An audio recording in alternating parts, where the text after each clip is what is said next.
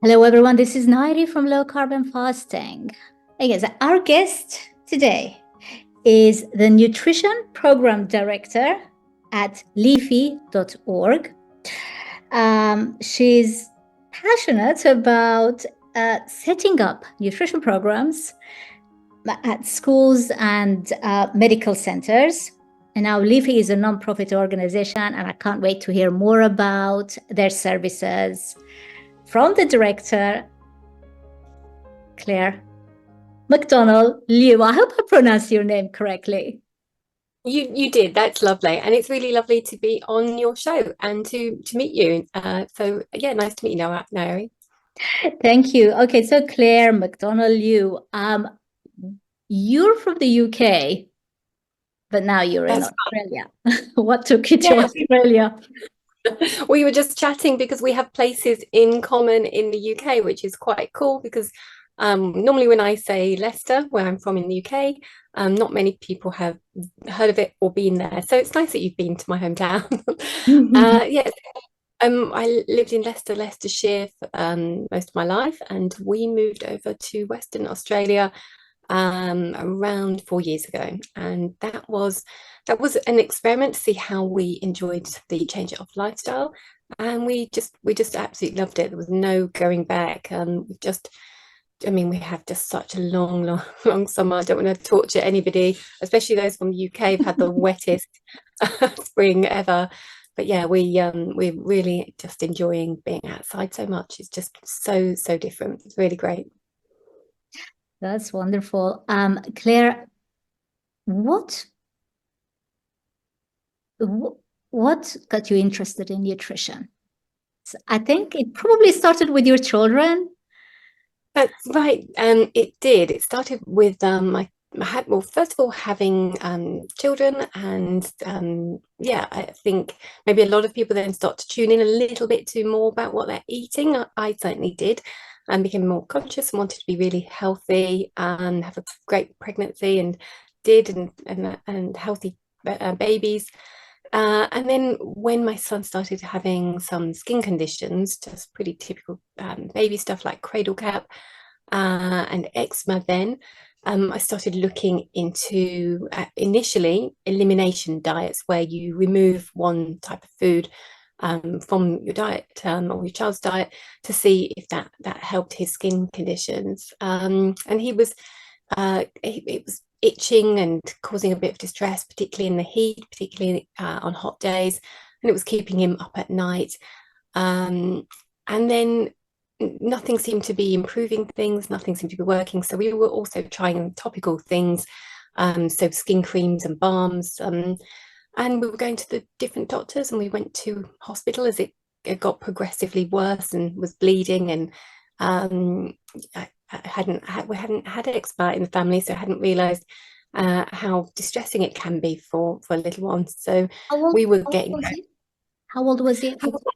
How old? It started. The cradle cap started from around, maybe, from the beginning, really, as a baby, and then that seemed to progress, and maybe the eczema started definitely under one, and then just carried on and got worse and worse until around two. And so a good year of maybe a year and a half of the eczema, and then it progressed also to alopecia. So he started having large clumps of hair just fall out in a chunk with a shiny bald patch underneath.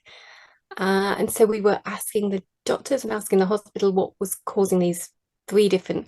He was also reacting to foods as well. So when he would touch certain foods, he would swell a little bit and get welts on his chest after he'd eaten. So yeah, we were asking what was the link between all of these, underlying what's the root cause, and the hospital was saying, well, we're not going to look into a root cause, we're not going to link them together, we're only going to treat them topically. So that was my beginnings of starting to look into different types of nutrition, what we were putting in. We had a big suspicion that was a big part of the factor that might help him. And then your daughter was born, right? Yeah, that's right. So so we had two under two, and we were really, really busy. Life was hectic, and really lots of fun too. And I think just after she was born, Leafie, we hit on a gut healing protocol, we called it at the time, and started to change his foods very, very strictly. So we cut out all fruit and lots and lots of vegetables, particularly, well, all starchy vegetables. And we were mainly giving him meats, lots of red meats, lots of lamb from where we were from in that area. And lots of bone broth was a huge part of what we gave him every day. And being a 2.5 year old, he would take what we would give him. That was just normal food, no issues with that. So he was off all sugar, and then his skin healed up really, really beautifully. The eczema went away, the urticaria, the welts, they went and didn't come back, and he never had alopecia and hasn't since he was 2, and he's now 14.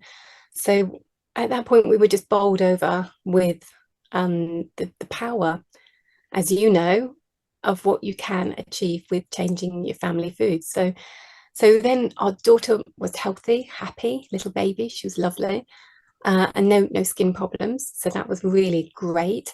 But around 6 months old, she had a seizure, a febrile seizure, not uncommon, we were told. And then after that, 3 weeks later, she had another one. Then a few weeks later, another one, and that cycle continued and continued. And they were long seizures. They were typically around 25 minutes long. So we were, they were very, very distressing and took a long time for her to recover. And often we would be in the hospital. So again, we started to research what different options might benefit her.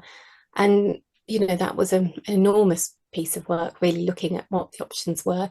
But eventually we hit on a diet that can change the way the brain is fueled.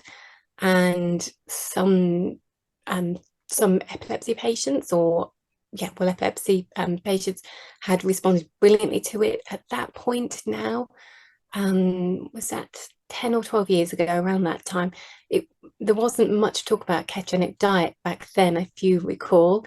So we were mainly researching through epilepsy papers and research and studies. Most of that was actually with children, the vast majority that we read.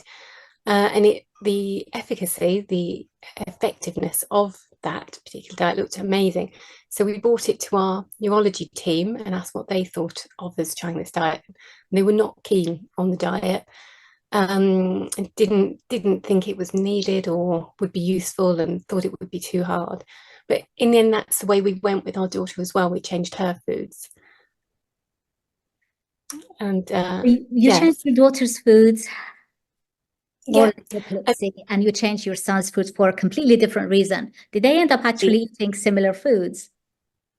Well, that's a good question. Yes, I think so. We called them completely different diets, and with my daughter, we were really conscious of the ketogenic ratio. So if you're using a ketogenic diet for managing a serious ill health problem, you really do need to get the ratios and track, and make sure you're in ketosis, make sure you're not exceeding ketosis as well, like as in excessively high ketones. So we were stricter with my daughter than we had been with my son, in terms of what weighing and measuring and counting carbohydrates. But the foods, I guess, were similar, really. The common factors being healthy, good fats. So, and we embraced saturated fats at that point. And we were eating tallow, which was really helped with ketosis. We didn't use much MCT oil, but we used different oils and different fats. And there were lots of the food was organic, because we were trying to heal. And we felt that nutrient dense food was really important. Real foods was really important, because we did know families doing ketogenic diets in a very different way, with pizzas and different things. But we wanted to really nourish her body. But yeah, the similar factors, I guess, were fats, real foods, and low carbohydrates, both diets. So they were eating quite similarly. It's a good question. So what did their diet look like? So I've got some photos, and that kind of jogs my memory because it's so far back. But depending on the time of year, but in the spring it would be things like a ketogenic bolognese, so homemade bolognese sauce, heavy on the meat and the olive oil, and then courgette or zucchini noodle. So we'd make that with the spiralizer, and the children really enjoyed helping there. We were making homemade sausages, I remember, with getting liver into the children that way. And we made a lot of casseroles. We were very big into our stews and our casseroles, and the children were really good meat eaters. And then things, we switched. We're living in Leicester. We have a really large Indian population. So me and my husband were really quite big into making homemade curries and vegetable curries and things like that. So one of the biggest things was switching our rice over. We didn't eat lots and lots of bread or potatoes, but switching rice was a biggie for us. So we switched to cauliflower rice, and it took me a while to get my head around it and enjoy it, but now I much prefer it. Yeah, it's amazing how your taste changes. And we were making the children as well homemade treats, and at that age, they were really accepting of these little homemade jelly gummies that we were making, getting gelatin into them, and very low, very low sugar, and low sugar ice creams, homemade ice creams, very high in fat content and things like that, and homemade cakes at birthdays, with nut flours like almond flour, sweetened with, very moderately sweetened with maybe fruit, such as bananas and things like that, rather than artificial sweeteners.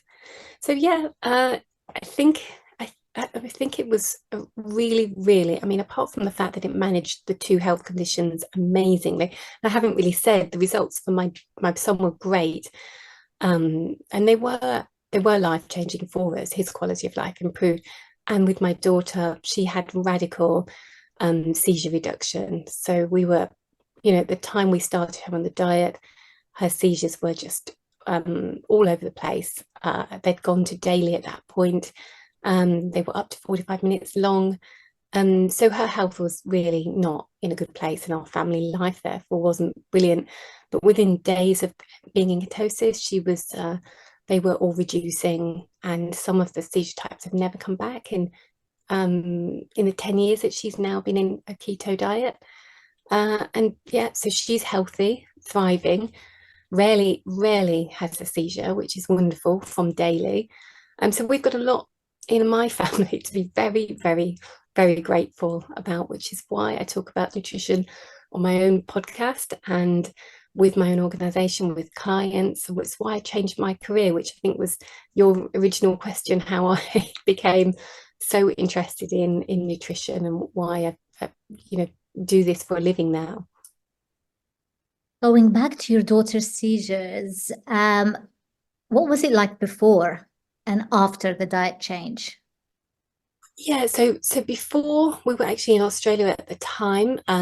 So daily life, she was 2 at the time, and she was having mini seizure episodes. So lots of where mini jerk kind of seizures where she wouldn't drop, but she wouldn't be able to speak, and they were quite distressing and disorientating for her. And then she was also having the seizures type where they used to call them grand mals, but now they call them tonic clonics, and she would drop to the floor, and maybe after a seizure episode that could be 10 minutes, or could be 25 minutes, or could be up to 45 minutes long. Sometimes she would need an ambulance to stay in hospital afterwards, or other times she would be recovering at home, and she would need a good few hours minimum, if not days, to recover from the exertion and distress of a seizure episode. So in terms of a young family with that time with an active 4-year-old who was just running around, wanted to be out and doing things in the world, a lot of the time we had to stay in because of her health, or actually because of our fear that something might happen when I was out alone with the children, and how would I handle two children, a 4-year-old, busy 4-year-old, near roads and wherever we were with a potential medical crisis happening. So it was not a good time. It really wasn't for us. But afterwards, really, gradually over periods of months, but we incrementally, the improvement started straight away with ketosis. So what could be a 45-minute seizure came down in time, recovery became better, sleep became deeper. So quickly, within 6 months, there was a huge shift in the quality of our family life. And all from a diet, which is amazing, isn't it? All from diet. So what's it like for her now? So now she's, epilepsy is very much in the background for her. She goes to school. She plays a lot of sports. She's in the netball team. She loves theatre. She's just a typical active, cheeky 12-year-old. She's and she's full of joy and very, very happy, completely thriving. And that's really, really important to us. Obviously, it is to every family, but I really don't think we would be in this situation if we hadn't put her on that therapy at that time. Because if you continue and wait to see how things go and you don't get the right therapy, there can be significant damage. We've seen that within friends that we made and within the epilepsy community. There's very, very significant brain damage to some of her friends. They're living very different lives. So, we are extremely fortunate. And it was through our own independent research that we found this. We actually found the ketogenic diet, which is probably hard for people to think about this now, but there was very, very, very little resources, as I was saying earlier. We found it from a blog. A family in Canada, which is where you are now, had put their story on about how they treated their daughter's seizure condition and how she'd improved. And that got us looking into that as an option, and then reading all the papers that were out on it and trying to get information. And it was only the Charlie Foundation and Matthew's Friends, both epilepsy-related charities, ketogenic diet-specific charities that were putting information out, and they were very careful about what they were putting out. At that time, there wasn't the recipes and the free information. I think they were very concerned at that time because people were concerned about the ketogenic diet. So it was a little bit harder than it is now to get that info. Did you receive at any point, support or advice from the medical care team of either your daughter or son or both? Well, we were visiting with my son. We were visiting the different hospitals, and they were helping topically. So they would give different skin creams, and what was the steroid-based creams he was on, which for his eczema, which made things better for 2-3 days, and then always made things worse afterwards. The eczema came back much, much worse every time.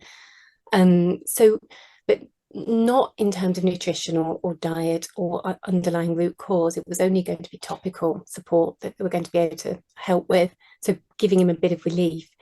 And then with my daughter, they gave an amazing amount of support. I can't fault them. Like when you have a really sick child and you're using ambulances regularly, staying in hospital wards, you're getting so much attention and so much poking and prodding and investigations and analysis, and they're looking at her brain waves and doing brain scans. So they were looking, for potential brain bleeds and looking for what was the cause. But in terms of diet and nutrition, there was very, very limited support, and there still really is. So mostly, if my understanding, this is still the case, if you do hear about a ketogenic diet, you want that as an option, there's wait lists, and it's very under-resourced. And we were told at the time, and a lot of people are still told this, that it can't be a first treatment. You have to try medication first, and then second and third, multiple medications and different doses. And it wasn't what we wanted as a first choice therapy when we were reading such positive news about a diet with no well, very, very, very little side effects as far as we could see, which could be managed and reduced. So, yeah. And then afterwards, when we did put her on independently, we were still on the waiting list for support. And kindly, one of the dietitians decided that she would meet me in the reception of the hospital to just have a check-in every now and again. And I think we eventually started putting our blood tests through to check that she was meeting all her nutrient requirements, and which she was in full from real foods and not vitamins. So they were trying to be supportive, but found it very, very difficult because they're so limited in what they can do with the diet. Right, Claire, I mean, your story with your children is so very similar to the story of other parents that I've had on this channel with type 1 diabetic children. And they have made the conscious choice to put their children on a low carbohydrate diet. Doesn't have to be, obviously, you're not thriving on the fat or the ketones. It's a slightly different scenario, but on high protein and low carbohydrate diet. And all their children are thriving and they've grown so into young adults now. It's very similar to that. And the most astonishing thing is that all of these parents say they received no substantial support from their medical teams. Mm-hmm. They did it alone. Yes. And for me, what is striking about that is that those families are pioneers, and thank goodness for Facebook communities like Type 1 Grid. And that was a huge part of our journey, connecting with families, seeking out other families in different health and medical circles who were also pioneers, and they were piecing together different options for their children. But what that leaves, I mean, these families that you're meeting with and that I was talking to are the tip of the iceberg. There's so many families that are not trying this option because they don't feel that they're resourced to do this alone. And then there's other ones who are not even hearing about this as an option. That's concerning for me. And it's not for every family. Not every family would choose to change their diet radically. And that's just how, the choice that they would make. And that's absolutely fine. But for me, not giving a family the option is just, I mean, it feels neglectful, really, to me, that they're not they're not letting families know that there is a really effective option out there with less side effects and medication. So this is why you have Leafie. So tell us more about the services that you offer. When did you create it? Oh, that's a good question. I'd say maybe 7 years ago now in the UK, before we moved out to Australia, so moved it with us. And LeafieHealth.org is it's our non-profit. And as a side arm of that, I've also got Leafie.com, which is what I run my nutrition coaching through. And it's really geared up to much more a wider base of families. So not necessarily those who are really struggling with a particular health issue, but more those that want to learn about foods and real foods in particular, and begin to take out ultra-processed foods, which anything in a packet, junk food, which is actually now the most of what families eat in the UK, US and Australia and other countries. So families that are wanting to change foods and would like some strategies and tips. And through that, I've been lucky enough to work with several schools, working with cooking programs with school children, delivering information and education to the school communities, parents, teachers, assemblies, in lessons with the children in class time, but also out of school cooking clubs, which have been really, really rewarding for the children and for me, watching them go from no cooking skills and no confidence around trying and touching and tasting different foods to finishing a program, and parents in tears saying how excited they are that their children are now eating foods that they would never have eaten, and trying things and have broken out of their particular strict foods that they would only eat. So that's really lovely. And then the other thing, well, I've got my podcast as well, which is how I found out about yours as well. Being a podcaster, I've got my Family Health Lab. You start to see who's out there and what they're doing in the world, which is really good. And the other thing I do is I really focus on families, giving families support who have children with either autism or suspected ADHD or ADD type diagnosis, behavioural, mood, energy. And sometimes families come because their children, they have concern about their weight gain.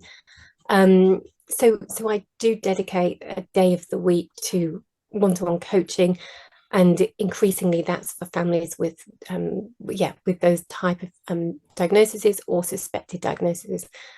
And that's a real passion of mine. It's something that I've really been enjoying working with now for 7 years, those families, and the wins with those and the changes that I see in behaviours quite quickly. It really buoys me up and makes me really, really excited about what we're doing here in this community, and to continue to put this information out. So, so these are all done online, virtually? Yes, I do very little face-to-face, but people do find me locally, so I do have some face-to-face meetings, but the vast majority I do is online. So with one of the school programs, that for example, I did a food intervention, and this was probably getting on for a few years ago now, maybe 4 years. And that was working in a special education needs school, going in to talk to their staff, talk to their parent communities, give that education I was talking to you about how foods can impact children's energy, mood, their behaviour, their impulsiveness, and their aggression. And we have the Mauritius study that came out a few years ago that showed that in improvements in food affect rates of aggression and violence later in life. So, and declines in good nutrient-based dense foods have a correlation for aggression, violence later in life. So talking to those families and doing that education piece, that led on to a program where we changed a food intervention where we changed students' foods for a week. And some of those in the special education needs schools, some of those pupils, their big breakthrough during that week was being able to try a different type of food, because they have been so rigid with only the same 4 foods for a very, very long period of time, sticking to the same brand, absolute junk food every single day. So their win was just being able to try a little piece of meat or a homemade waffle or something. And then the children that were able to go through the whole program and eat the foods that we prepared for them, breakfast, lunch and dinner and snacks, they showed differences in energy, their mood, their ability to hold a conversation backwards and forwards. It was with one boy particularly, he changed so radically that there was a real buzz in the school, and teachers kept stopping us and saying they'd never seen him like this. And normally in the first period of the day, 9 a.m. until 11 a.m., he doesn't have any lessons planned for him. He lies on his desk at school with his hood over his head and refuses to interact with anybody. But during the end of this week, he was seen singing, he was hoovering the common room, he was engaging in conversation. He was just a different person. And that is simply removing the junk foods, removing the sugars, and putting real foods in as his fuel. It was, yeah. So in answer to, do we do things online? We those school intervention, that school intervention, obviously that was as being there, we have been able to advise other schools on those type of food changes as well online, which has been lovely. It's challenging though, because not all special needs children are autistic, of course, but with autism, children are less receptive to trying new tastes and new textures. So Yeah, that's a difficult one. it is difficult, and restrictiveness is an enormous issue there, and also it's a big fear factor for the caregiver, whether that's the educator at the school who's considering trying school and food changes, or whether it's the family. There's a lot of resistance from them because they are so fearful about rocking the boat with that restrictiveness of food and those textures and those tastes. But I have just worked with a family. I'm still working with this family, and they came to me with their 7-year-old, and they're actually in Western Australia. They came to me, and I'm supporting their son who has autism, and they were saying exactly what you're saying. He won't change his food though. He will not. He's been on these foods. We have tried everything and he just will not try these foods. Within 2 months, he has changed his food radically. He's now much higher in protein. They've stopped, they were on various different takeaway foods that he preferred a week. Hungry Jacks, is that a thing in Canada and America? Yeah. And McDonald's and Domino's pizzas, and that's all been removed. But also his typical nuggets and things that they would prepare at home, they've gone to, and his sugary yogurt. Now he's on a plain yogurt. He's on homemade sausages and nuggets, actually, and pieces of chicken. He's on a high protein breakfast, and incrementally he has adapted to everything. The rice, he was on 3 portions of rice at a meal, which was too much. That went down to 1. It became half and half cauliflower rice, and now gradually the white rice is going, and it's all the cauliflower rice. And they've changed the way they cook and which oils they cook with too. For coconut oil, which is interesting because the smell and the taste and the texture is so different. So I'm just mentioning this one because it's exciting, and the benefits that they're seeing with their boy are that things like when they speak to him, he's able to respond.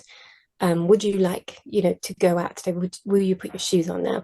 And he's able to understand and acknowledge them. And whereas before, he would, but they would have to ask maybe 10 times the same question repeatedly before he would acknowledge and give and be able to communicate. So communication has become smoother for them, and they feel that he's happier and has more energy. And the nursery the daycare's noticing it too. And interestingly, the way they came to me was they'd noticed improvements. She works in a nursery. She'd noticed improvements in a boy who had stopped biting and stopped being aggressive, started to have more energy and take part more. And she asked about the interventions he was on, and that family were working with me. Yes, and that family had also thought their son wouldn't change food. So I think there is hope. And I'm not promising it's easy. I'm not promising every child will be able to take all of the food changes on board, but there is hope of getting some better nutrition into them, which has benefits in itself. It's actually quite scary to think about how nutritionally deprived their little bodies and of course their brains would have been on a purely processed food diet. They would have been deficient in everything I can possibly think of. Absolutely, yeah. Zinc, B12, or all fatty acids, the things, the nutrients the brain absolutely fundamentally needs to thrive, to grow. I mean, at when children are, the first 1,000 days, and when the child's in the womb, are absolutely crucial. But beyond that, child's brain development is seeing phenomenal growth in those early years. and they absolutely need these nutrients from eggs, meat, seafood, uh, yeah, dairy. That's where we give the most nutritious food from. And for them not to be able to have this, and caregivers be concerned about that, and not try because of this awful restrictiveness that is a problem, is really worrying. So with some families, the gains are not as radical. The children are not able to completely adapt to all of the food changes, or but even if they get some more nutrient dense foods in, it's still helping that body. Because what we're seeing is we're the problem is building, where we have that restriction and we have maybe a development delay or an educational disability, not getting the nutrition that they need, that can compound and exacerbate those problems, and also cause metabolic ill health problems later on. There was a really interesting pilot done in New Zealand. I'm not sure if I should call it a pilot, but it was a program of food changes in a boys' school. And again, when they were implementing that big school program to low carb, nutrient dense foods, off sugar, off junk food, off processed foods, again, the whole school community and parent community, there was a lot of concern and noise saying that this won't work.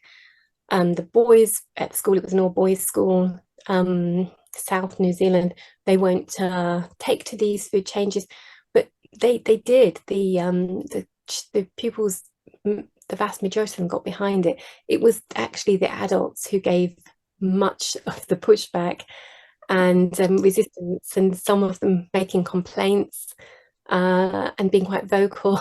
Some of the teaching staff not being happy because it was a boarding school and they were being fed there too. So they weren't happy to change their foods for the health of the students. So it was much more the adults' concerns, fears and resistance that they had to contend with, rather than the actual pupils. But they did that, I believe, for 2 years. Low carb, nutrient dense, sugar free, which is awesome, I think. Wouldn't it be amazing if more schools followed that? It'd be absolutely amazing. But it is interesting because I think we underestimate how willing our children are to try healthier foods, foods that will nourish them.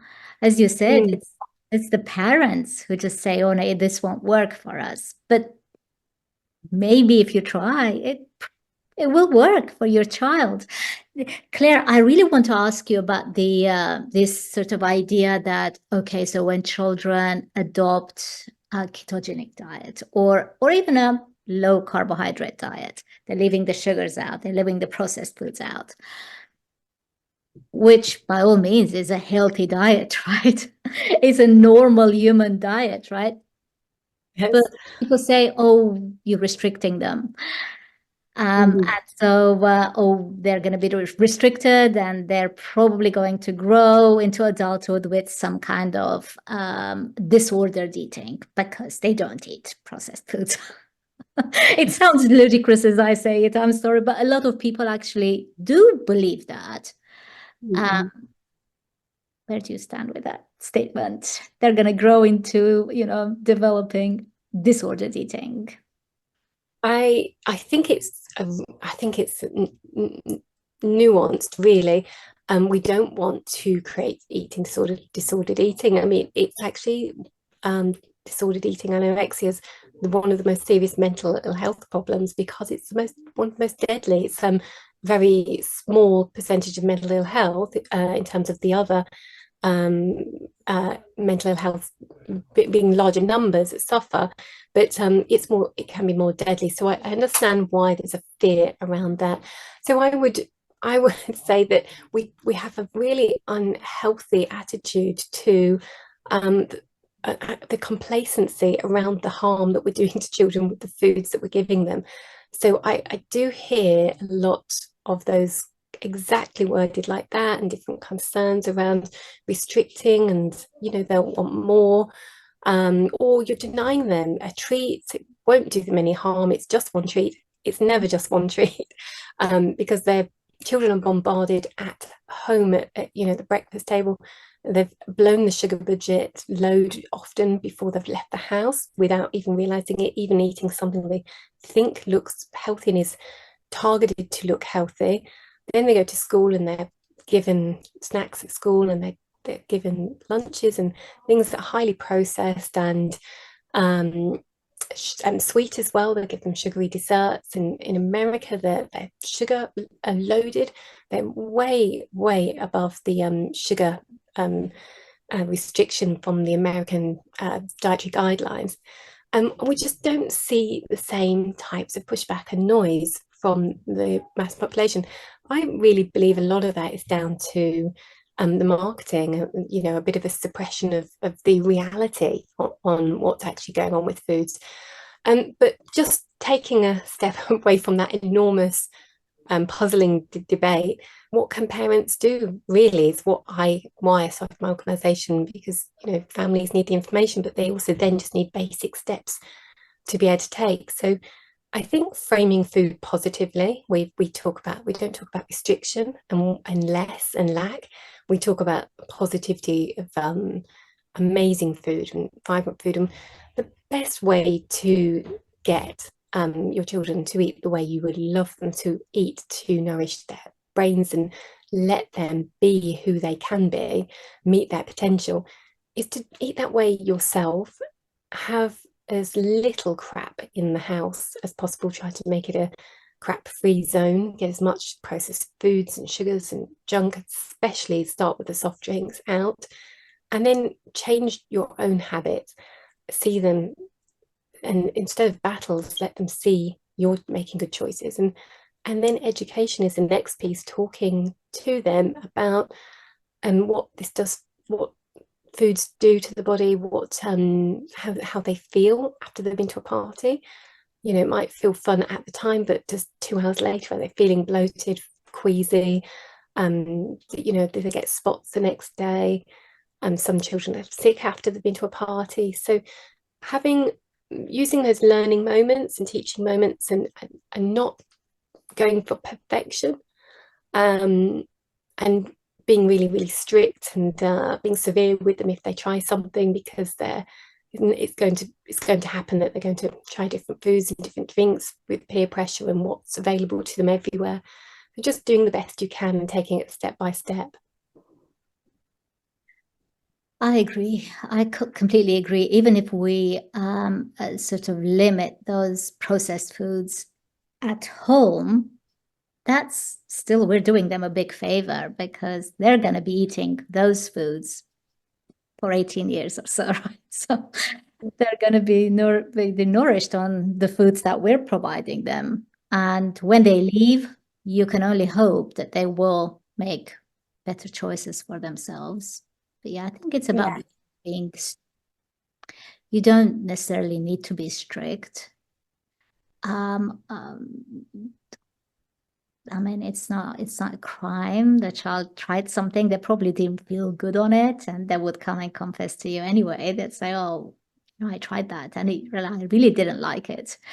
I was talking to Maria Emmerich, and she said they were flying somewhere, and one of her sons tried some dessert, because it looks just like the one that mom makes at home. But of course, the ones that Maria makes are made with eggs and not the processed junk.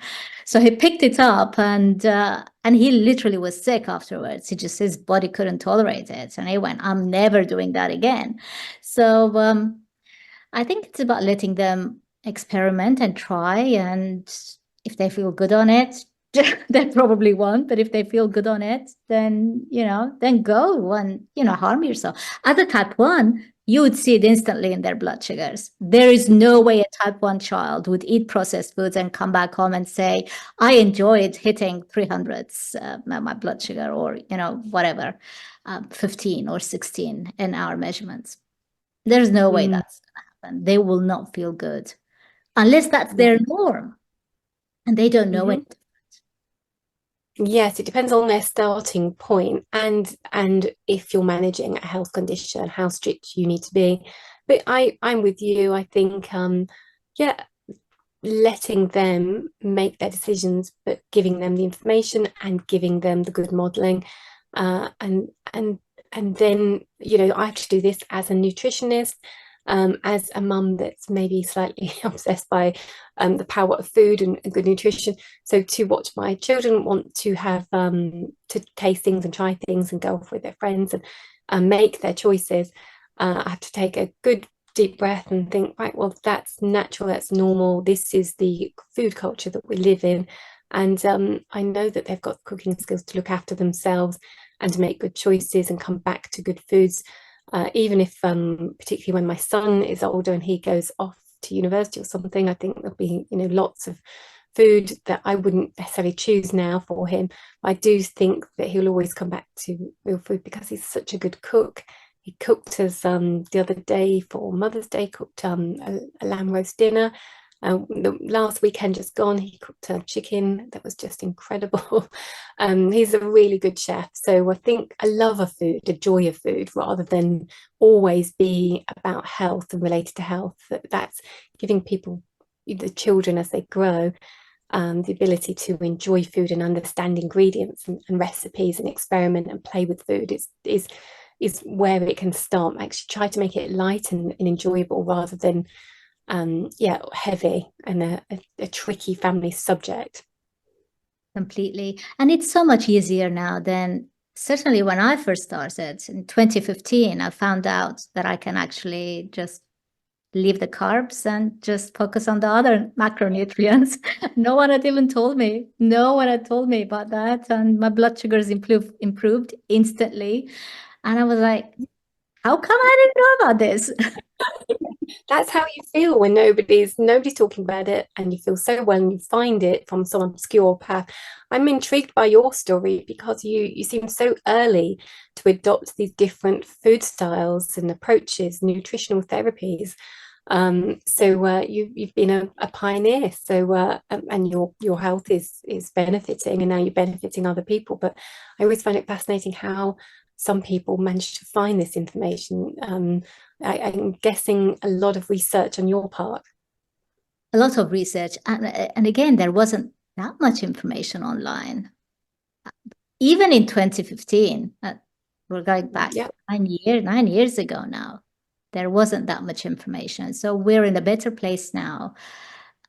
Because even with our medical care providers, even when they don't understand this nutrition and what it entails, at least they're more receptive and they're less dismissive. Most of them. So we're getting there. So we're in a much better place now with information and even substitutes. When you said almond flour earlier on, I nearly laughed because in 2015, I saw one recipe online for something, cake or something, and it used almond flour. It was American. And I'm going everywhere from supermarket to supermarket. Of course, I couldn't find almond flour. Right? And I went, where can I order almond flour in the UK? And I found it on Amazon. And it was a small bag and it was like 40 pounds. And I'm like, no, I can do without. I can do without. So, but now we are in a much better place. That's for sure. Reminds me of looking for that almond flour around the same time. We were probably doing the same search. I'm trying to make the children a cake and couldn't find it. So we went to Melton Road, which has got lots of Indian stores, and they sell bulk bags of different nuts. So we bought the almonds and then burned out my my mill, my grinder, but trying to grind it down and make flour. So we went through probably a few different grinders making our own nut flour, and it was it's much cheaper than buying it. Probably still is actually. But yeah, it was hard on the food processors that we were using. But yes, we're in a much more fortunate place in terms of the communities. There's a niche community around anything carnivore now, or low carb, or real food families, you know, that just did not exist just you know, even 10 years ago. So we've got better. We've got a long way to go in terms of that support. You were asking if I had, and you were saying that the families you're talking to didn't have and still probably don't have. But I really hope with the educational pieces that are coming out, that in the next 10 years, we'll be looking at families receiving this information and receiving the support that they need to and should be getting to try these therapies.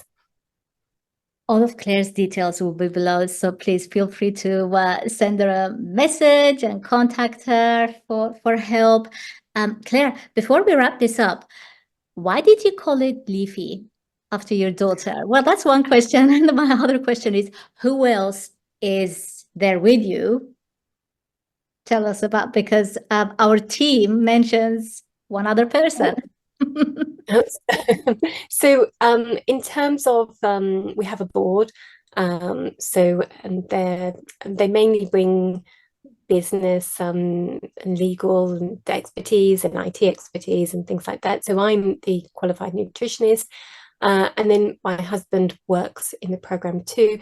And then on occasions, and with different programs, I have people that I can go to. So if I was doing a school program and advising a school and visiting that school, I would bring a nutrition assistant with me, so who's freelance. So and we have social media type support. Why do we call it Leafie after my daughter, Leafie? And my son asks that actually. And it was really because I suppose we felt that with two food interventions, we actually felt that we really saved her life with the trajectory that she was on, and the seriousness of how ill she was. You know, changing to olives and avocados, eggs and meat, was probably saved her life really, and definitely changed the quality of the life that she's able to live now. So that's why we were inspired to call it after my daughter, and spread the word about food as widely as we can in terms of therapy, but also for families to prevent ill health. I think prevention is the key, really. Absolutely. Well, it's a beautiful name, Leafie. And I never knew it was, I don't think I've ever come across a Leafie before. Where did the name come from? It came from a trip to Norway. We have friends from Norway living in Norway, and when I was expecting, we went there, and they pronounce a name Leaf, Leaf, and it's an old-fashioned grandma name, and we just loved it. So we were very into grandma names. We thought Leaf was. It's a beautiful name, and I love the logo, of course. So again, please check Claire's details. It will be below. Claire, I can't thank you enough for coming on this channel today and sharing your story, your personal story, your children's story, and also telling us about Leafie and your services. Thank you so much. I really appreciate it. Thank you so much, Nayiri. It was really, really lovely to get to chat to you as well, and hear a little bit about you. We'll do this again some other time, hopefully. Yeah. Thank you. Bye-bye.